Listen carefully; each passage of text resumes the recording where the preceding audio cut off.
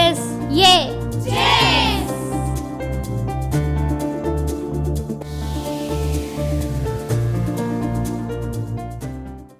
ప్రశ్నించేవాడిని మోసం చేయలేరు, ఆలోచించేవాడిని తప్పుతో పట్టించలేరు, ఒక లక్ష్యం ఉన్నవాడిని ఓడించలేరు, ఒక తపన ఉన్నవాడిని ఆపలేరు, ఒక విశ్వాసం ఉన్నవాడిని అణచివేయలేరు, ఒక ధైర్యం ఉన్నవాడిని దోచుకోలేరు, ఒక బలమున్నవాడిని గాయపరచలేరు,